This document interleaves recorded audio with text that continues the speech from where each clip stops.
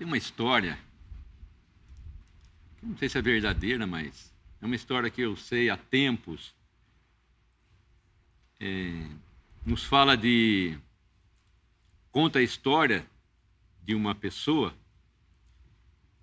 que foi condenada, sentenciada à morte, e ela era muito mal vista, e o verdugo e o carrasco e o executador da pena, aquele que ia executar a pena, disse para essa pessoa que ia ser morta: você não tem como escapar, porque o rei tinha dado uma chance para ele pegar em uma sacolinha, iam colocar vive ou morre. E esse verdugo falou: você vai morrer, porque eu vou colocar na sacolinha 2 palavras: morre. A qual você tirar, vai estar escrito morre, você vai morrer, não tem jeito. Mas a quem não conhece o final da história, para nós é uma condenação certa. Não seria uma condenação certa? E esse homem escapou da morte. Como ele escapou da morte? Ele pegou o papelzinho que estava escrito morte e comeu o papelzinho que estava escrito morte. E ele disse: e agora, como vamos saber? O que eu peguei, o que eu não peguei está lá dentro. E o que estava lá dentro estava escrito morte. Então, isso queria dizer que ele tinha pego a palavra vida.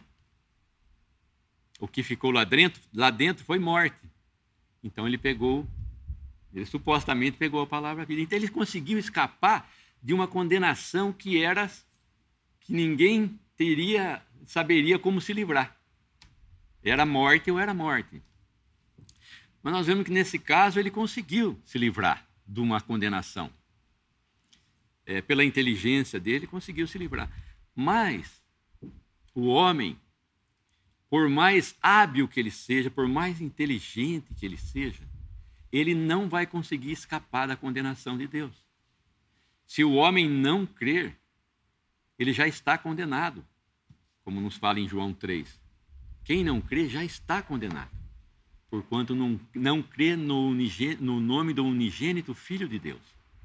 Então, a condenação é certa para o homem. O homem não vai escapar. Se o homem não receber o Senhor Jesus como seu Salvador, ele vai morrer. Ele vai ter que enfrentar o tribunal para ser julgado conforme as suas obras. E não tem escapatória diante de Deus. A única solução para o pecador é crer no Senhor Jesus Cristo para que ele possa ser salvo. E eu fiz uma similaridade com essa história da pessoa do Senhor Jesus. Ele era um homem que não devia nada. Ele não cometeu pecado, não teve pecado, e não teve contato com o pecado. Ele não poderia, porque ele era uma pessoa santa. E ele foi condenado. Mas essa condenação, essa morte do Senhor Jesus, não foi porque os homens o condenaram à morte. Foi porque Deus usou, na verdade, os homens para mostrar todo o ódio que eles tinham para com a pessoa de Deus. Porque ele estava em obediência àquilo que Deus queria que ele cumprisse, que era dar a sua vida ali numa cruz de maldição. O Senhor Jesus, então, como aquele outro condenado, fazendo uma analogia, uma similaridade, ele tinha um saquinho. Só que estava escrito 2 palavras: vida. Vida e vida, porque ele não tinha como morrer. Ele não tinha como morrer. Ele deu a sua vida, mas ele não teve essa chance que eu estou falando aqui, não é isso. Eu quis falar que ele teve as 2 pedras que ele ia pegar, os 2 papéis que ele ia pegar, seriam de vida. E existiam 2 papéis lá que estava escrito vida, porque ele ia viver. Só que o Senhor Jesus pegou, vamos dizer assim, falando como homem, pegou o papelzinho de vida e engoliu e disse: o que eu peguei, ficou a vida lá dentro, então obviamente ele tinha pegado a morte. Se alguém não entendeu, só fazer a similaridade com a primeira. Então o Senhor Jesus tinha ele tinha 2 palavras de vida, mas ele escolheu a morte. Ele escolheu dar a sua vida naquela cruz. Ele tinha como retroceder, se ele quisesse. Mas a vontade do Pai estava acima de tudo. A vontade de Deus estava acima de tudo. Então aquela morte, naquela ocasião, Deus usou os homens para efetuarem aquela crucificação, né, que nós conhecemos há 2000 anos atrás, onde penduraram o Senhor Jesus entre os céus e a terra. Maltrataram, fizeram tudo quanto quiseram com ele. Mas estava isso dentro dos propósitos de Deus. E como nós vamos entender esse amor que quis se entregar por nós até a morte, e uma morte de cruz, uma morte maldita de cruz? Nós temos que entender o amor de Deus por nós na pessoa do Senhor Jesus. Quando nós entendermos a cruz, nós vamos entender o amor de Deus por nós ali, o horror de Deus para com o pecado e o amor de Deus para com o pecador. Mas o meu assunto hoje seria de 7 sucessivos passos que acontecem na vida de um cristão e na vida de todo aquele que crer no Senhor Jesus. Aquele que for crer no Senhor Jesus vai receber todas essas, vai ter que passar por essas coisas, vai ter todas essas bênçãos, vai ganhar tudo isso, vai sair do caminho de maldição, vai entrar no caminho de bênção. A primeira que nós vemos em João 3 é o novo nascimento. O homem, ele tem que nascer de novo. Assim como nós nascemos, cada um aqui tem uma família, cada um aqui teve uma mãe e um pai, e alguns têm família. Todos aqueles que nascem são o que bem recebidos na família, todos comunicam, todos vêm visitar, todos querem bem aquela criança recém-nascida. E não é diferente àquele que nasce na família de Deus. O Senhor Jesus disse para Nicodemos em João 3, necessário vos é nascer de novo. Não importa quantos anos você tenha de idade, de 10 a 100 ou até mais. Para você fazer parte da família de Deus, você tem que nascer de novo. A nossa natureza, a natureza nossa da carne, não pode ver a Deus, não pode contemplar a Deus. A carne e sangue não vai poder estar na presença de Deus. E o Senhor Jesus diz para Nicodemos, o que é nascido da carne, o que é nascido dessa carne aqui, é carne.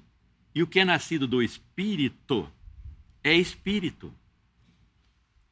A palavra que vos tenho dito é Espírito e vida, o Senhor Jesus fala para os judeus. É Espírito. Então o homem tem que nascer de novo na família de Deus através do Espírito Santo de Deus.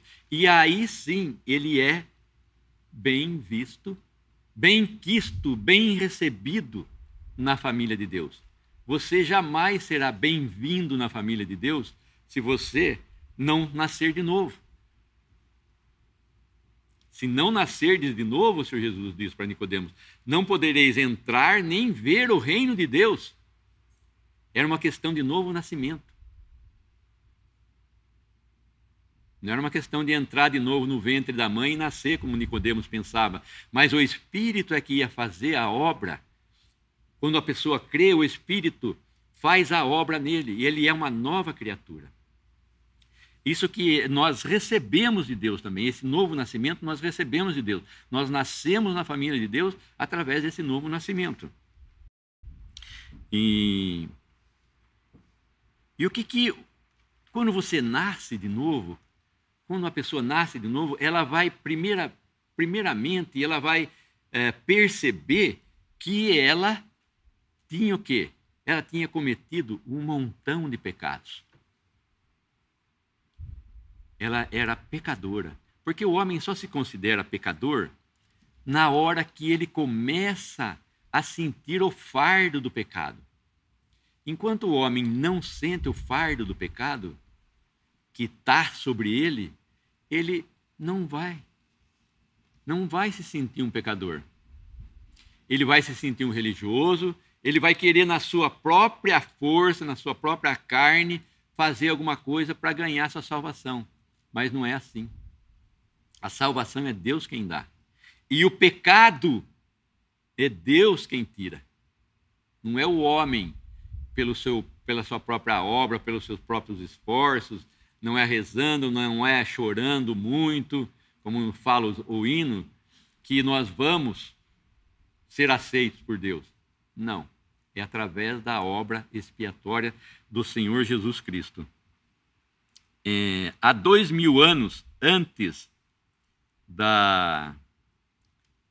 do nascimento do Senhor Jesus, no livro de Jó, é um livro que é considerado profético, e existem ali muitas profecias, Jó dizia no capítulo 14, Jó 14, versículo 16 e 17, mas agora contas os meus passos, não está tu vigilante sobre o meu pecado? A minha transgressão está selada num saco, e amontoas as minhas iniquidades. A segunda palavra que eu queria falar, eu até trouxe aqui, eu vou usar o primeiro saco, que a palavra fala de saco. Jó está falando de um saco, colocas que Deus está vigilante sobre o seu pecado, versículo 16 de Jó 14, 16. Deus está vigilante, Deus está olhando para cada um dos pecados do homem, cada um que ele comete. E a minha transgressão está selada num saco. Selada quer dizer que está fechada. As minhas transgressões estão seladas, estão fechadas num saco. Ninguém tem acesso. Suas transgressões estão lá dentro, elas estão presas. E Deus conhece cada uma delas que estão lá. E Jó sabe disso, e Jó sente a carga do pecado. E em Efésios, capítulo 2, versículo 1, nos diz: e vos vivificou, estando vós mortos em ofensas e pecados. Quando nós estamos mortos nas nossas ofensas e pecados, nós não sentimos a carga do pecado. Quando Deus nos dá vida, nós passamos a sentir a carga do pecado. O que é o pecado e como ele aborrece a Deus e como ele nos aborrece também. Como ele nos traz infelicidade. Nós ouvimos na última pregação da mulher pecadora que correu aos pés de Jesus na casa de Simão, em Lucas 7.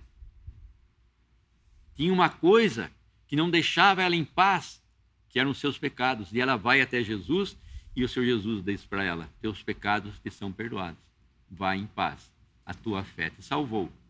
Então existe, quando a pessoa realmente se vê nos seus pecados, ela precisa de alguém que tire ela dessa condição, e ela sozinha não vai conseguir. Tem o cálculo aqui que se um homem pecar por dia, por palavras, por pensamentos, palavras e obras, se ele pecasse por pensamento, palavras e obras, uma vez por dia, seriam 3 pecados por dia. E em 50 anos da vida dele, isso daria 54.750. Nós estamos sendo aqui um pouquinho gentis, né, para com esse homem que comete 3 pecados por dia só. Quer dizer, no final da vida dele, como eu calculei, seriam 54.750. E se um homem tiver 80 anos, esse número vai ser acrescido para 87.600 pecados. Ah, mas nossa, jamais cometi tanto pecado assim. Mas os seus pecados estão selados. Todos aqueles que você se esqueceu deles, Deus guardou, está num saquinho selado, que você não tem acesso, não tem como tirar daqui os seus pecados, porque Deus selou esse saco, Deus guardou todos os seus pecados. Como Jó disse já há 2000 anos atrás, antes do Senhor Jesus. E Deus nos vivificou, estando nós mortos nos nossos delitos e pecados, ofensas e pecados. Esse saco de pecado, então, ele fica sobre as suas costas. É uma coisa que importuna. Você imagina, isso aqui está facinho de carregar. Imagina um saco de 5 quilos, imagina um saco de 60 quilos sobre as minhas costas. Como ele vai ficar pesado, vai ficar realmente, eu vou querer me livrar dele. E como que eu vou me livrar dos meus pecados? Então, o exemplo de quando nós estávamos mortos, nossos delitos e pecados, é o que é muito falado aqui, muito dito, é que quando um homem está morto, em cima de uma mesa, se você colocar em cima dele um botijão de gás vazio, ele não vai sentir, ele não vai falar, tá doendo o meu corpo aqui, tá difícil, não dá para tirar essa carga aqui, esse botijão de cima de mim. Se você colocar uma geladeira em cima dele, ele não vai reclamar também. Não vai falar nada. Por quê? Ele está morto.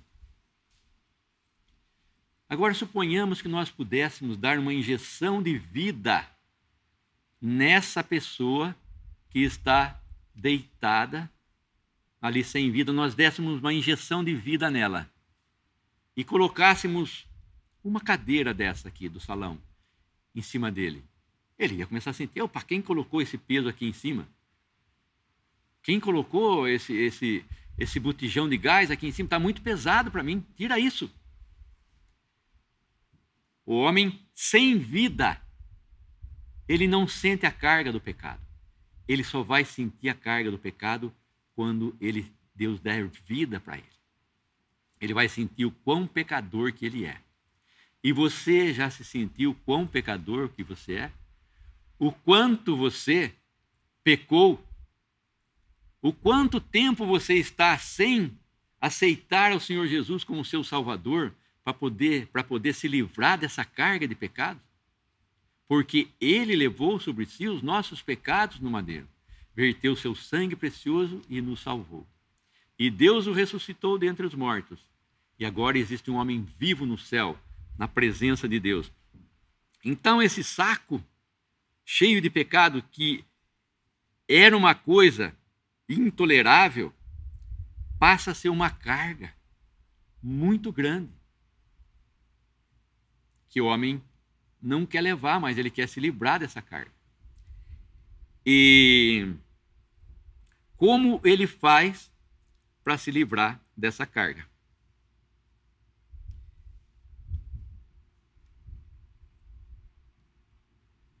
Quando o homem pecou no Éden, Deus colocou Adão e Eva para fora do Éden. Deus colocou Adão e Eva para fora do Éden. Porque no Éden não havia sepulcro, não havia sepultura, não havia túmulo, não havia lugar para se construir túmulo, sepultura, não havia morte ali naquilo que Deus criou originalmente. Por isso o homem é colocado para fora. Nós vemos lá em João onde o Senhor Jesus foi sacrificado, que existia um horto. E naquele horto, um túmulo. No primeiro jardim não tinha um túmulo, porque era impossível. Mas nesse jardim onde Cristo morreu, onde os homens o levaram à morte, onde ele deu a sua vida, havia um túmulo. E quando um homem constrói um jardim, interessante, quando você constrói um jardim, você quer tudo bonito. Flores, pássaros, né, Vanessa? A gente gosta de ver a criação de Deus, tudo bonito. A gente ainda consegue contemplar nesse mundo algum resquício das maravilhas que Deus criou. Quando entra o pecado, estraga tudo. Então, quando Deus criou, ele não criou a morte. Ele criou tudo lindo, tudo bonito, tudo maravilhoso, o melhor possível. Mas naquele jardim ali onde o Senhor Jesus havia sido crucificado, existia um horto. E embora o homem queira, por melhor possível, esconder uma sepultura, você vai num cemitério, por exemplo, você vê um mausoléu grande em cima da sepultura, um templo até em cima de uma sepultura. Hoje existem os cemitérios, parques, você vai lá, está cheio de flores, mas se você começar a pisar lá, você vai estar pisando em cima de ossos, né? Como o Senhor Jesus fala. Você vai estar pisando em um monte de ossos. Parece bonito, só que não tem beleza, não tem mais beleza. E naquele horto havia um sepulcro, naquele jardim havia um sepulcro. Não adianta o homem querer esconder. Deus fala do jardim, mas ele fala depois de um sepulcro, onde o Senhor Jesus foi colocado. O Senhor Jesus foi colocado nesse sepulcro, cavado na rocha. Foi colocado lá, onde ninguém ainda havia sido posto. Os homens queriam dar um lugar para ele, o quê? Um lugar comum para ele. Mas com o rico, esteve na sua morte. Embora ele foi contado com os pecadores, foi contado ali junto com aqueles dois malfeitores, como se fosse um terceiro malfeitor, ele esteve com o rico na sua morte. Aquele sepulcro era de José de Arimateia. E José de Arimateia, e Deus não podia dar um destino para ele de um malfeitor qualquer. Deus já tinha proposto, nos seus propósitos eternos, dar um sepulcro novo, onde ninguém ainda havia sido colocado. De um homem rico, num horto, para preencher aquele sepulcro ali, naquele horto. Então, todos aqueles que passavam e olhavam aquela pedra, aquele sepulcro, naquele horto, sabia que tinha ali um cadáver, um corpo sem vida. Mas depois de 3 dias, esse corpo sem vida, Deus deu vida de novo para o Senhor Jesus e ele ressurgiu dos mortos. Ele ressuscitou dos mortos. Agora existe ali, embora muitos tenham demarcado o lugar, nós não sabemos aonde é realmente, existe naquele horto um sepulcro, um túmulo, mas vazio, onde não tem ninguém dentro. O Senhor Jesus simplesmente usou aquele sepulcro, passou por ele, por causa da morte, teve uma sepultura digna, que Deus deu, e ressuscitou. Cumpriu aqui o propósito de Deus, que era dar a sua vida em prol de vis pecadores como nós. Derramar seu sangue precioso para que nós pudéssemos nos livrar dos nossos pecados, que estavam todos selados, fechados dentro desse saco. E como é que Deus proveu essa maneira de eu me livrar dos pecados? A palavra é sangue. Sem derramamento de sangue não há remissão de pecados. Em 1 João, capítulo 1, versículo 7, nos diz o seguinte: O sangue de Jesus Cristo, seu Filho, nos purifica de todo pecado. O sangue, depois nós vamos destrinchar isso aqui, de Jesus Cristo, seu Filho, nos purifica de todo pecado. Todo e qualquer tipo de pecado. Você tem que aplicar esse sangue. Esse sangue, se ele ficar lá onde está, vamos dizer assim, na cruz onde ele foi derramado, embora ele esteja fresco na presença de Deus, Deus olha o sangue, Deus olha a obra de Cristo, Deus contempla a obra de Cristo. Se você deixar ele lá e não aplicar na sua vida, ele não vai ter efeito nenhum. Essa história eu havia ouvido há muito tempo também e fui resgatar a história. Existe num livro. Acredito que seja verdadeira. É de um cristão que convidou um amigo empresário para participar de umas conferências bíblicas. E no intervalo das conferências, ele saiu para passear na cidade. E esse amigo dele era incrédulo, ele não cria no Senhor Jesus. Nós falamos incrédulo quando a pessoa não crê no Senhor Jesus como seu Salvador. Essa pessoa era incrédula, ela não cria. E ela saiu para passear na cidade. E esse homem que foi convidado, que era amigo do cristão, observou o seguinte: interessante que vocês falaram sobre paz na terra, boa vontade para com os homens quando Cristo nasceu. Mas eu não vejo nada disso acontecer.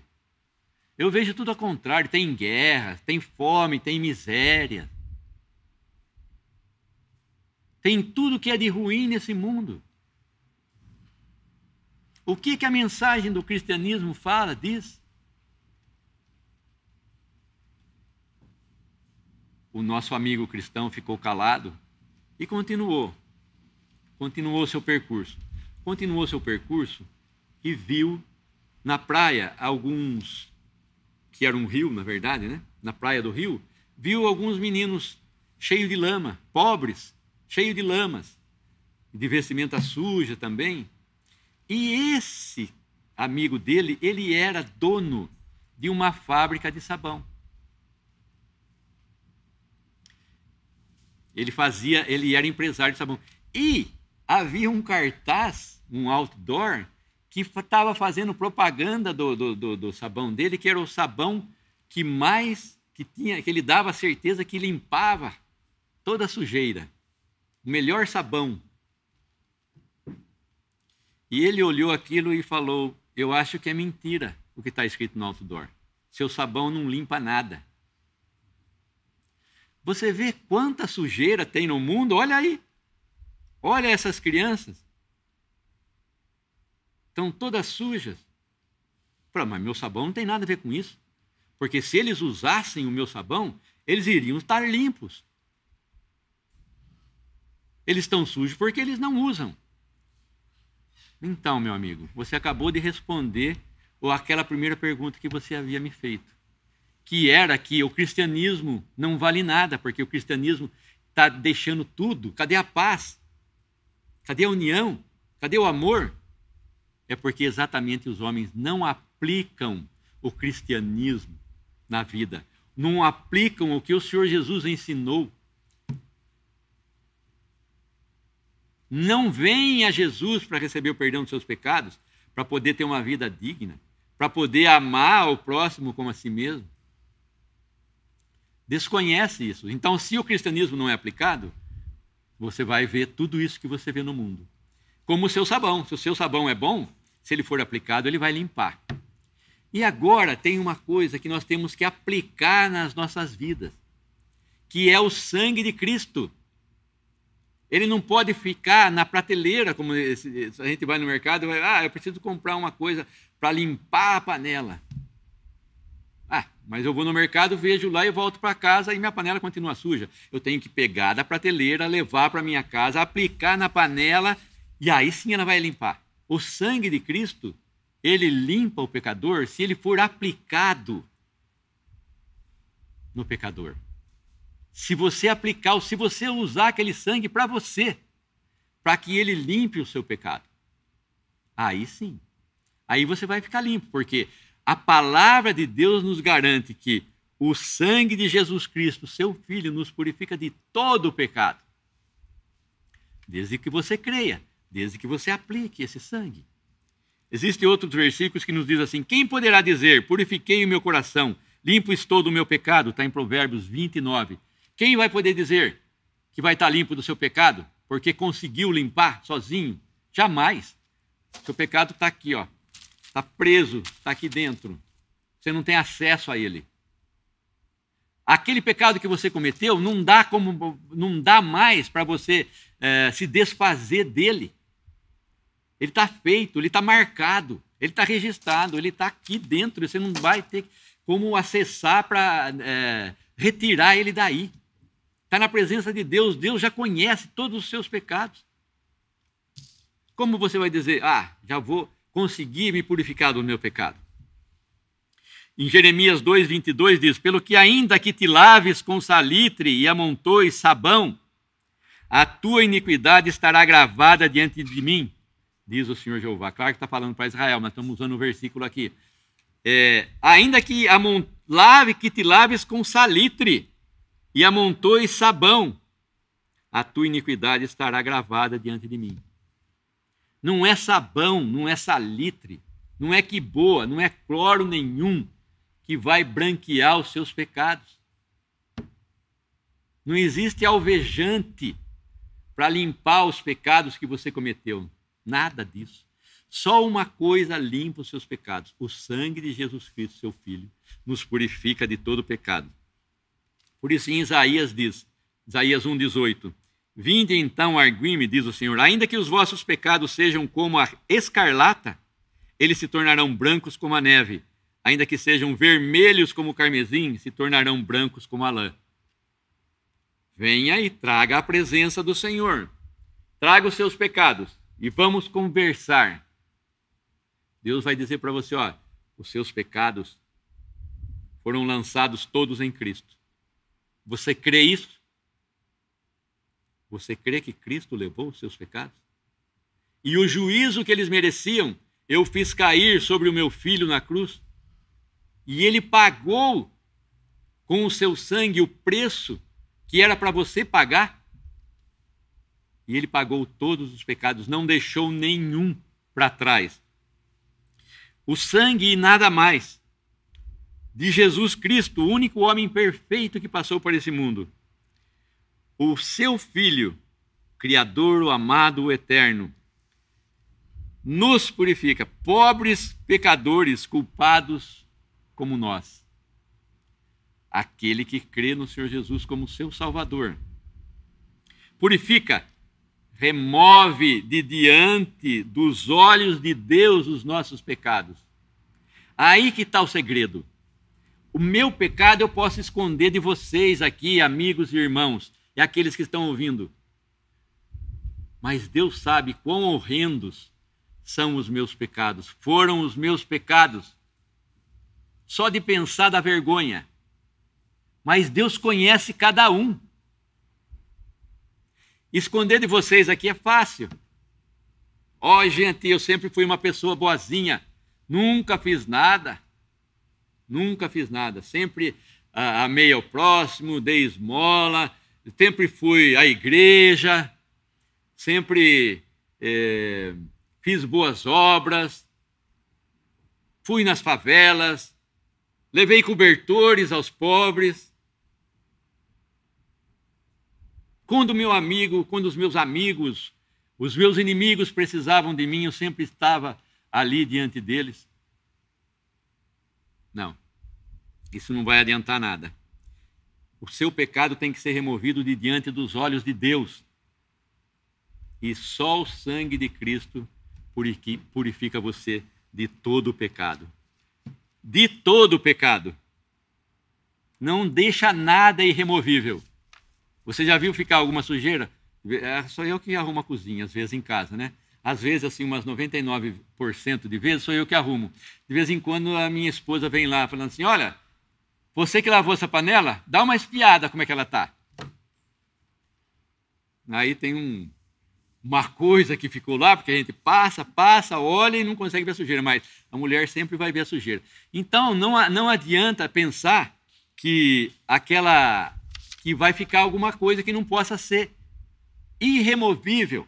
O sangue de Cristo limpa-nos de todos os nossos pecados, grandes e pequenos, de montão, seja lá o quanto for.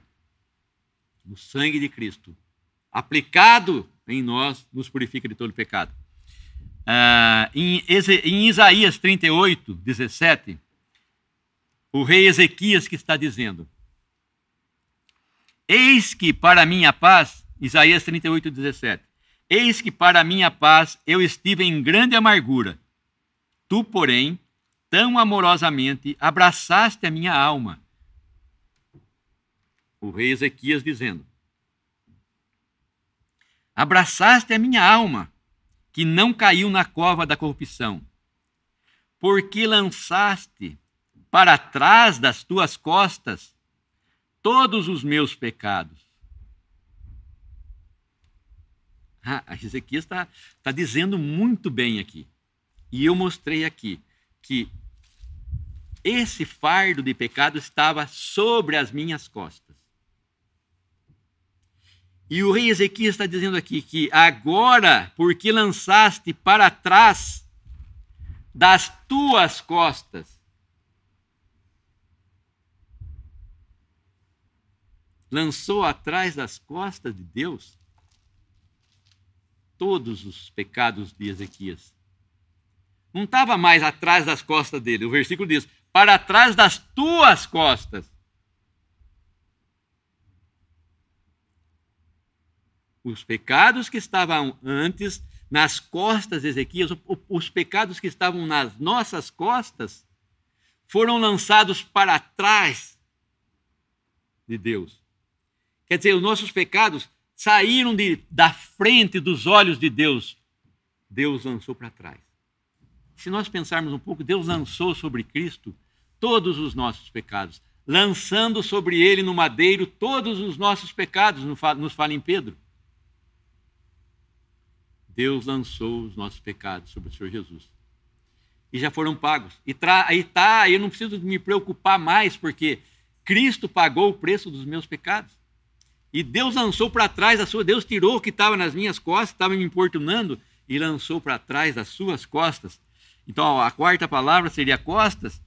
E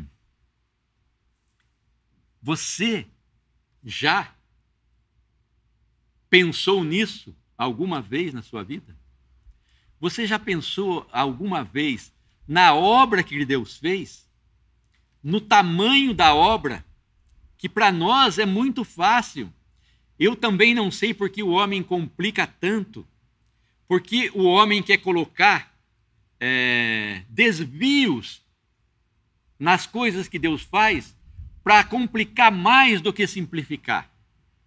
Por que o homem acha que existe um lugar onde você possa fazer a purificação dos seus pecados? Ou que você possa rezar por uma alma que morreu, para que ela seja salva? Que a palavra está clara. Não existe como eu me purificar depois que eu morrer. Eu tenho que aplicar esse sangue quando eu estiver vivo. Não pode outra pessoa aplicar esse sangue para mim quando eu estiver lá, fazendo missa, fazendo seja lá o que for, para que a minha alma seja resgatada da perdição. Uma vez morto, se não me converter, se não aceitar Deus, se eu não voltar para Deus, eu vou estar perdido eternamente. E não é isso que Deus quer. Deus quer que você seja salvo eternamente. Esteja na sua presença, em glória. É isso que Deus quer. E o homem complica. O homem quer achar variantes para aquilo que é tão simples. A palavra diz: crê no Senhor Jesus Cristo, será salvo. Porque ele já fez toda a obra, ele já fez toda a variante possível que você possa pensar. Deus pensou em tudo. Deus não deixou escapar nada. Como eu já disse, tudo tudo, não ficou nenhum resquício, não ficou nenhuma sujeira, nada para trás. Deus completou essa obra de uma vez. Essa salvação não é você que faz, é Deus quem fez. É Deus quem executou e consumou. O homem tem acesso. A parte do homem, na verdade, são os pecados dele, que Cristo levou sobre si, e agora a fé nessa obra, que Cristo levou os seus pecados na cruz. E pelo seu sangue que foi vertido quando o soldado furou o seu lado, saiu sangue e água, ele tem a purificação dos seus pecados. Ele tem a lavagem desses pecados. Deus perdoou os seus pecados através dessa obra. E uma vez que o homem crê, ele recebe bênçãos. Em 1 Pedro 3,9 diz: pois para isto mesmo fostes chamados, a fim de receberdes bênçãos por herança. Opa, falou a palavra herança, estou interessado. Herança. Em Pedro diz: para receberdes bênçãos por herança. 1 Pedro 3,9. Pois para isto os homens foram chamados, os inimigos de Deus, nós que éramos inimigos de Deus, nós fomos chamados não para maldição, aqueles que creem foram chamados para bênção. Foram chamados para bênção, para recebermos a bênção por herança. Em Efésios 1,3 nos diz: bendito o Deus e Pai de nosso Senhor Jesus Cristo, o qual nos abençoou com todas as bênçãos espirituais nos lugares celestiais em Cristo Jesus. Essas bênçãos celestiais, nos lugares celestiais, nós temos já.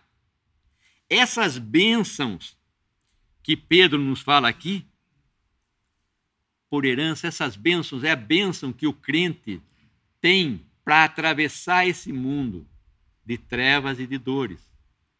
Ele vai ter a certeza,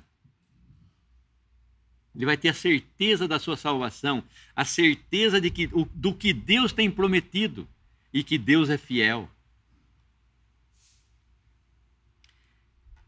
E nós vamos fazer partes, então, da família de Deus. Embora nós atravessemos, como eu já disse, por esse mundo, com muitas tristezas, muitas dores, às vezes com algum sofrimento, alguma perda, nós sabemos que Deus está nos sustentando por detrás, a mão de Deus, e que essa herança bendita está no céu para nós. Nós caminhamos com ela nas nossas mãos.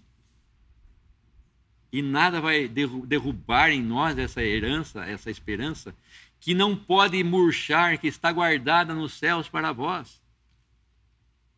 Que é a salvação nossa, a vida eterna, em glória com Cristo. Nós temos em João, a palavra é seio, peito, coração. Depois que uma pessoa é salva, depois que uma pessoa vê, conhece, sente e tem a certeza de que seus pecados foram lançados para as costas de Deus, estavam em Cristo e foram perdoados, quando Cristo ressuscitou, Deus, a justiça, não existe outra justiça que possa ser usada a não ser a justiça de Deus. A justiça de Deus pode ser usada e deve ser usada. A justiça, o sangue de Cristo. E nos justificou, e nos purificou, e nos deu vida juntamente com Cristo. Em Cristo nós temos todas essas coisas. Mas eu estava falando de João 13, 23. Ora, um dos seus discípulos, aquele a quem Jesus amava, estava reclinado no seio de Jesus.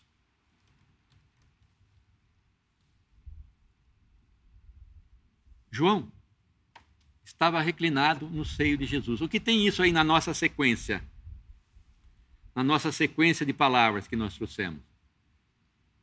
É a nossa proximidade, é a nossa comunhão com a pessoa do Senhor Jesus. Jesus estava na glória, em glória com o Pai, deixou tudo aquilo que tinha em glória e veio até esse mundo, fez-se carne e habitou no meio de nós, cheio de graça e de verdade. E as nossas mãos, como fala João, tocaram a palavra da vida.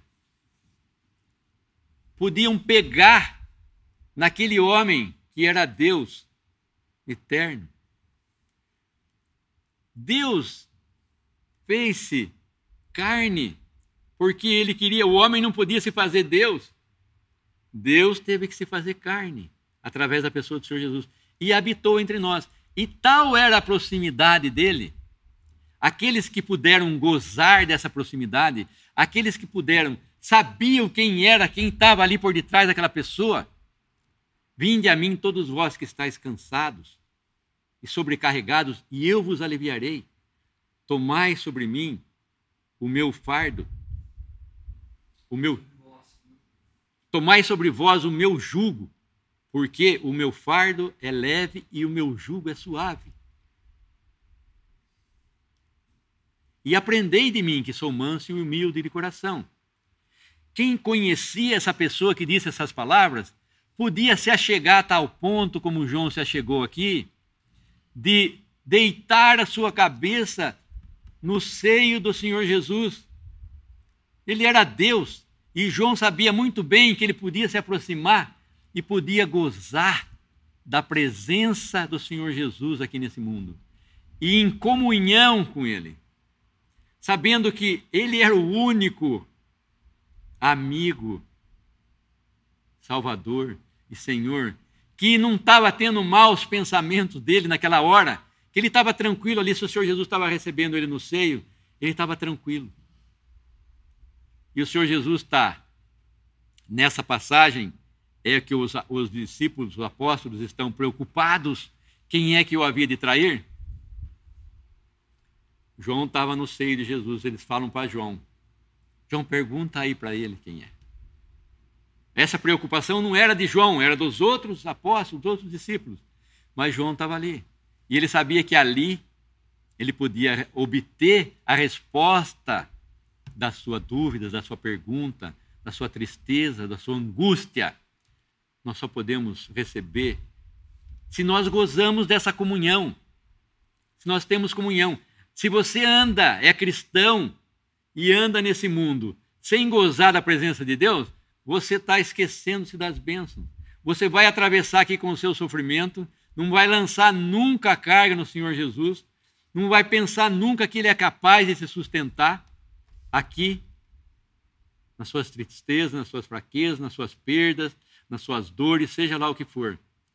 Então a vantagem do cristão acima do incrédulo é essa, de poder gozar dessa comunhão com Cristo, a ponto de nos achegarmos próximos dele.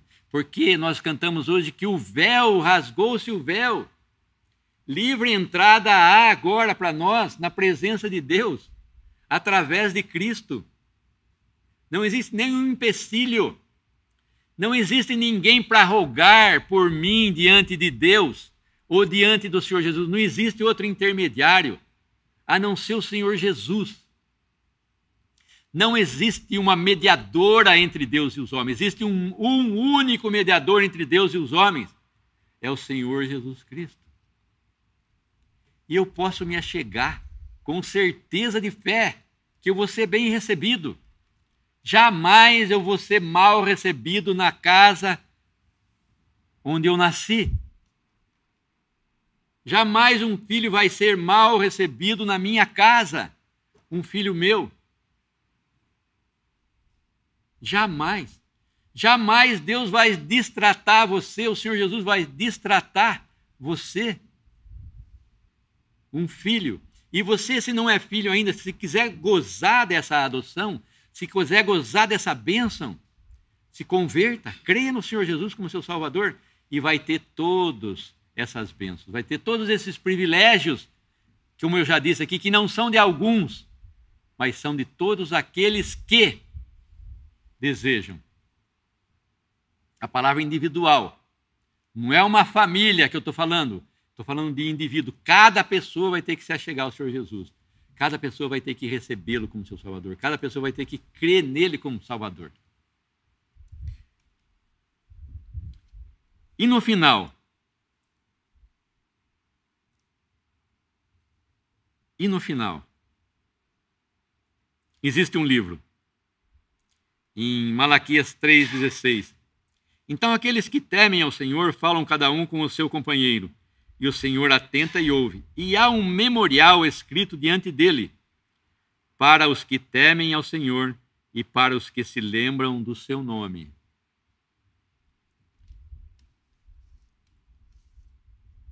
Essa é uma coisa de gratidão. Esse livro vai estar escrito tudo aquilo que nós fizermos em nome do Senhor Jesus, para o Senhor Jesus. Como eu já falei aqui, aquele folheto que tem no acervo digital cristão, que nos diz que só uma vida que logo vai passar. E só o que for para Cristo é que irá ficar. Nesse livro de memórias, tem tudo aquilo, tem registrado tudo aquilo que nós fizemos para o Senhor Jesus. Tudo aquilo que nós fizemos de bem para o Senhor Jesus. Nós passamos esse mundo aqui ingratos para com o Senhor Jesus. Nós nos esquecemos dessa obra redentora. Nós nos esquecemos desse amor. Nós nos esquecemos dessas bênçãos, desses privilégios que nós temos, dessa esperança, dessa vida eterna. Nós nos esquecemos que o Senhor Jesus disse que vai voltar para nos buscar. Nós nos esquecemos de atender ao pedido que Ele nos fez, que é fazer isso em memória de mim, lembrando Ele na sua morte. E tudo que nós fizermos para Ele vai estar escrito nesse livro. Além do que Ele fez por nós, que vai estar escrito lá, vai estar escrito o que eu fiz para Ele. É um memorial diante de Deus. Deus vai saber tudo o que nós fizemos. Posso me converter, posso ser salvo e posso não continuar uma vida vazia. Eu sou salvo, mas não faço nada para o Senhor. Não que eu tenha que fazer alguma coisa para ser salvo, mas a minha gratidão me leva a reconhecer isso. E uma das coisas que eu disse é estar aqui, por exemplo, como nós fizemos nesse domingo de manhã, lembrando o Senhor Jesus na sua morte, que é o que Ele nos pediu. Vai estar escrito? Vai estar escrito. Vai estar escrito que eu compareci no dia 22 de abril de 2018 para lembrar o Senhor Jesus. Vai estar escrito. Deus tem a memória, um memorial, um livro de memórias que vai estar escrito. Vai estar escrito tudo lá que nós fizemos em prol dele. E o que você fez em prol do Senhor Jesus, enquanto passou aqui por esse mundo? 80 anos.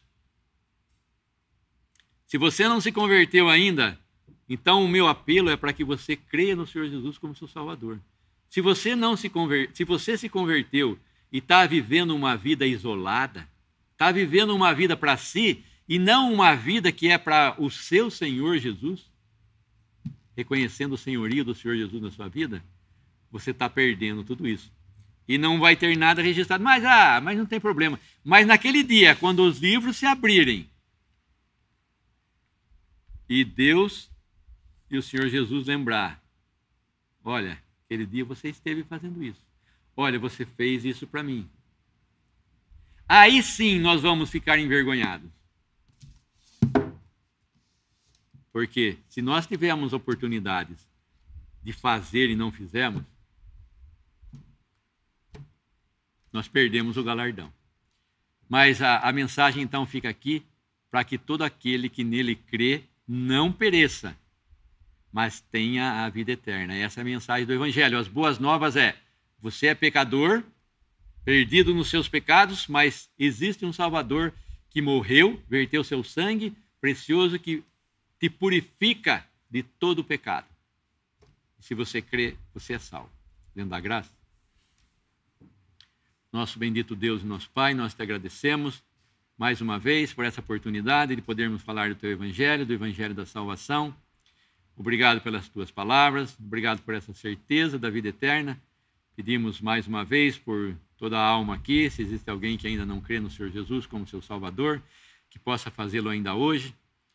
Também para todos aqueles que estiverem ouvindo essa mensagem, porventura, se ainda não creem, que possam receber essa bênção, essa graça, essa promessa, essa herança do Senhor Jesus e de vida eterna e dessa certeza.